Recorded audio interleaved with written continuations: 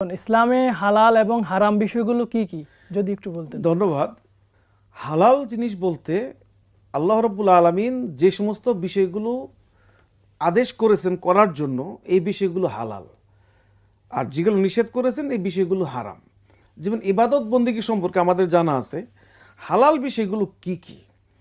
চিন্তা আপনাকে হালাল করতে হবে, মানুষের কিভাবে মঙ্গল কল্যাণ করা যায়। কাজ আপনাকে হালাল পদ্ধতিতে কাজ করতে হবে, হারাম পদ্ধতিতে আপনাকে ছেড়ে দিতে হবে। খাবারের ক্ষেত্রে, রিজিকের ক্ষেত্রে হালাল পদ্ধতিতে আপনাকে আপনার রিজিক অর্জন করতে হবে। আপনি হয়তো শারীরিক পরিশ্রম করে উপার্জন করবেন, হালাল ব্যবসা করে উপার্জন করবেন, হালালের মাধ্যমে আপনি সব কিছু উপার্জন করবেন, এটা হচ্ছে হালাল। মনে রাখতে হবে লা ইয়াদখুলুল জাসাদ আল জান্নাহ গুদ্দিয়া বিল হারাম। ওই শরীরটা কখনো কখনো জান্নাতে যাবে না যেই শরীরটাকে হারাম দ্বারা প্রতিপালন করা হয়েছে।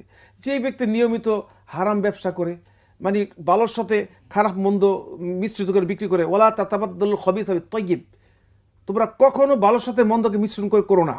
জি, ওয়ালা তাকুলু আমওয়ালাল ইয়াতীম, তোমরা কখনো ইয়েতিমের মাল ভক্ষণ করবে না। কোরআনের মধ্যে বলেছেন তোমরা বোনের হক বোনকে বুঝিয়ে দাও, যদি বোনের হক না দিয়ে রেখে দেওয়া এটাও হারাম, 100% হারাম। মানুষ বিবেকবান, এই বিবেকের মধ্যে এবার আশরাফুল মাখলুকাত হচ্ছে যারা আল্লাহর ইবাদত বন্দেগী করে, আল্লাহর আদেশগুলোকে মেনে চলে।